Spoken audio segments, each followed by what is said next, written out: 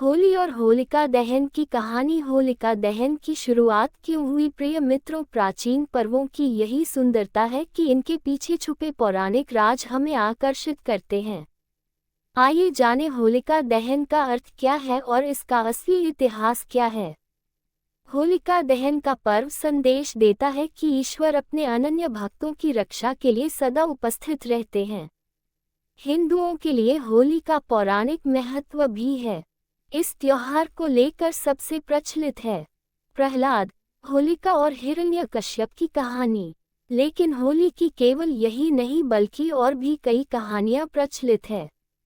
वैष्णव परंपरा में होली को होलिका प्रहलाद की कहानी का प्रतीकात्मक सूत्र मानते हैं। होलिका दहन का शास्त्रों के अनुसार नियम फाल्गुन शुक्ला अष्टमी से फाल्गुन पूर्णिमा तक होलाष्टक माना जाता है, जिसमें शुभ कार्य वर्जित रहते हैं। पूर्णिमा के दिन होलिका दहन किया जाता है।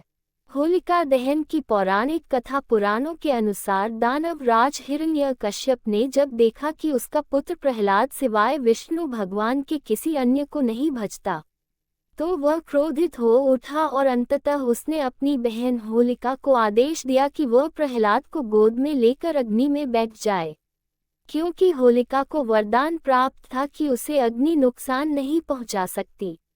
किंतु हुआ इसके ठीक विपरीत। होलिका जलकर भस्म हो गई और भक्त प्रहलाद को कुछ भी नहीं हुआ। इसी घटना की याद में इस दिन होलिका दहन करने का विधान है। होली का पर्व संदेश देता है कि इसी प्रकार ईश्वर अपने अनन्य भक्तों की रक्षा के लिए सदा उपस्थित रहते हैं। होली की केवल यही नहीं बल्कि और भी कई कहानियां प्रचलित है। कामदेव को किया था भस्म। होली की एक कहानी कामदेव की भी है। पार्वती शिव से विवाह करना चाहती थी, लेकिन तपस्या में लीन शिव का ध्यान उनकी तरफ गया ही नहीं। ऐसे में प्रेम के देवता कामदेव आगे आए और उन्होंने शिव पर पुष्प बांध चला दिया। तपस्या भंग होने से शिव को इतना गुस्सा आया कि उन्होंने अपनी तीसरी आंख खोल दी और उनके क्रोध की अग्नि में कामदेव भस्म हो गए। कामदेव के भस्म हो जाने पर उनकी पत्नी रति रोने लगी और शिव से कामदेव को जीवित करने की गुहार लगाई। अगले दिन तक शिव का क्रोध शांत हो चुका था। उन्होंने कामदेव को पुनर्जीवित किया। कामदेव के भस्म होने के दिन होलिका जलाई जाती है और उनके जीवित होने की खुशी में रंगों का त्योहार मनाया जाता है। महाभारत की कहानी। महाभारत की एक कहानी के मुताबिक युधिष्ठिर को श्री कृष्ण ने बताया, एक बार श्रीराम के एक पूर्वज रघु के शासन में एक असुर महिला थी। उसे कोई भी नहीं मार सकता था, क्योंकि वह एक वरदान द्वारा संरक्षित थी। उसे गली में खेल रहे बच्चों के अलावा किसी से भी डर नहीं था। एक दिन गुरु वशिष्ठ ने बताया कि उसे मारा जा सकता है यदि बच्चे अपने हाथों में लकड़ी के छोटे टुकड़े लेकर शहर के बाहरी इलाके के पास चले जाएं और सूखी घास के साथ साथ उनका ढेर लगाकर जला दे, फिर उसके चारों ओर परिक्रमा दे, नृत्य करें, ताली बजाएं, गाना गाए और नगाड़े बजाएं। फिर ऐसा ही किया गया। इस दिन को एक उत्सव के रूप में मनाया गया जो बुराई पर एक मासूम दिल की जीत का प्रतीक है। श्री कृष्ण और पूतना की कहानी। होली का श्री कृष्ण से गहरा रिश्ता है। जहां इस त्योहार को राधा कृष्ण के प्रेम के प्रतीक के तौर पर देखा जाता है, वही पौराणिक कथा के अनुसार जब कंस को श्री कृष्ण के गोकुल में होने का पता चला तो उसने पूतना नामक राक्षसी को गोकुल में जन्म लेने वाले हर बच्चे को मारने के लिए भेजा। पूतना ने स्तनपान के बहाने शिशुओं को विषपान कराया था, लेकिन कृष्ण उसकी सच्चाई को समझ गए। उन्होंने दुग्धपान करते समय ही पूतना का वध कर दिया। कहा जाता है कि तभी से होली पर्व मनाने की मान्यता शुरू हुई। होली का दहन का इतिहास। रामगढ़ में मिले एक ईसा से 300 वर्ष पुराने अभिलेख में भी इसका उल्लेख मिलता है। कुछ लोग मानते हैं कि इसी दिन भगवान श्री कृष्ण ने पूतना नामक राक्षसी का वध किया था। इसी खुशी में गोपियों ने उनके साथ होली खेली थी। ब्रज की होली के बारे में 7 बातें जो आपको जरूर जाननी चाहिए। ब्रज में हर साल रंगों और राधा कृष्ण के स्नेह से भरपूर होली पारंपरिक तरीके से मनाई जाती है। ब्रज की होली असंख्य रंगों, स्वादिष्ट भोजन, सदियों पुरानी परंपराओं और बेलगाम मौज मस्ती से भरपूर है। भगवान कृष्ण की जन्मस्थली वृंदावन और आसपास के क्षेत्र उत्सव का हिस्सा बनने के लिए हर साल बड़ी संख्या में पर्यटकों को आकर्षित करते हैं। दिलचस्प बात यह है कि ब्रज में होली एक दिन का त्योहार नहीं है, बल्कि फाल्गुन अमावस्या के बाद पहले दिन से शुरू होकर एक सप्ताह या उससे भी अधिक समय तक चलता है। करने के लिए बहुत कुछ है, खाने के लिए बहुत कुछ है और देखने के लिए बहुत कुछ है। एक बरसाना और नंदगांव में लठमार होली। उत्तर प्रदेश के बरसाना और नंदगांव में मनाई जाने वाली लोकप्रिय लठमार होली का सार दर्शाते हैं। जैसा कि किंवदंती है, भगवान श्री कृष्ण अपने मित्रों के साथ राधा और उनकी सहेलियों के साथ होली खेलने के लिए बरसाना आए थे। इस दिन तक नंदगांव के पुरुष कृष्ण के रूप में कपड़े पहनते हैं और वहां की महिलाओं के साथ होली खेलने के लिए बरसाना जाते हैं। राधा के रूप में सजी धजी महिलाएं खुशी खुशी उन्हें लाठियों से मारती हैं, जो लठमार होली के नाम की व्याख्या करता है। राधा रानी मंदिर के आसपास के उत्सव इतने भव्य होते हैं कि उन्हें अनदेखा नहीं किया जा सकता। गुलाल कुंड में फूलों की होली। ब्रज में हर साल रंगों और राधा कृष्ण के स्नेह से भरपूर होली पारंपरिक तरीके से मनाई जाती है। फूलों की होली की शुरुआत वृंदावन से हुई।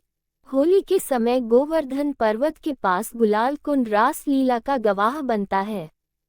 स्थानीय लोग जो कलाकार के रूप में काम करते हैं, आगंतुकों के लिए होली के दृश्य प्रस्तुत करते हैं। इसके बाद प्रसिद्ध फूलों की होली आती है, जो अब देश के अन्य हिस्सों में भी मनाई जाती है। विधवाओं की होली। वृंदावन ब्रज में हर साल रंगों और राधा कृष्ण के स्नेह से भरपूर होली पारंपरिक तरीके से मनाई जाती है। होली समारोह के दौरान विधवा एक दूसरे को रंग लगाती हैं। आज तक हजारों विधवाओं को एकांतवास जीवन जीने के लिए मजबूर किया जाता है, जबकि पहले उन्हें रंगों से खेलने से प्रतिबंधित किया गया था।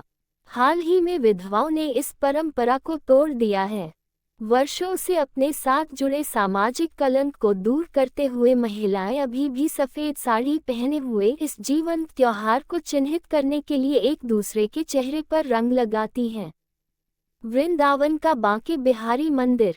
जैसा कि मंदिर की परंपरा है, सफेद वस्त्र पहने भगवान कृष्ण को भक्तों एक प्रतिरूपण के करीब लाया जाता है और वह उन पर गुलाल और रंगों की वर्षा करते हैं।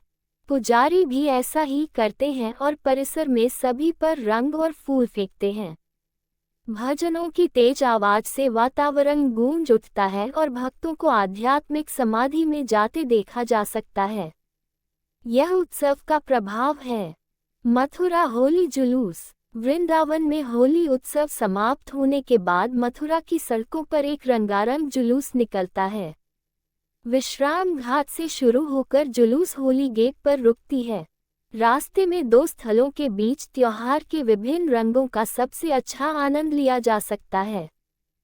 फूलों से सजे वाहन और राधा कृष्ण बने बच्चे जुलूस के मुख्य आकर्षण होते हैं। जुलूस के अंत में होली गेट पर होलिका दहन के लिए रास्ता बनाया जाता है। मथुरा का द्वारकाधीश मंदिर। मथुरा में द्वारकाधीश मंदिर होली पर सबसे बड़ा उत्सव का घर है। मंदिर के द्वार सुबह 10 बजे खुलते हैं और भारी भीड़ को होली खेलते और ढोल पर नाचते हुए देखा जा सकता है। महिलाएं आमतौर पर मंदिर के अंदर होली खेलती हैं और कई पर्यटकों को उत्सव में शामिल होते देखा जा सकता है। आप पुजारियों को भांग बनाते हुए देखने के लिए विश्राम घर भी जा सकते हैं। दाऊजी मंदिर पर हुरंगा। हुरंगा होली का आक्रामक रूप है। ये परंपरा लगभग 500 साल पुरानी है। दाऊजी मंदिर की स्थापना करने वाले परिवार द्वारा शुरू की गई। मंदिर का प्रांगण महिलाओं द्वारा पीटे जा रहे पुरुषों से जीवंत हो उठता है। केवल पारंपरिक परिवार, जिसमें अब 3000 से अधिक सदस्य हैं, इस आयोजन में भाग लेते हैं, जबकि अन्य को गवाह बनने की अनुमति है। महिलाएं न सिर्फ रंगों का इस्तेमाल करती हैं, बल्कि पुरुषों की पिटाई भी करती हैं। और उनकी ऊपरी कपड़े भी उतार देती हैं। किसी को बुरा नहीं लगता क्योंकि यह सब उत्सव की भावना से किया जाता है। समारोह के बाद इसमें कोई भी शामिल हो सकता है और सभी मिलकर अधिक होली खेलते हैं। होली का शुभ मुहूर्त।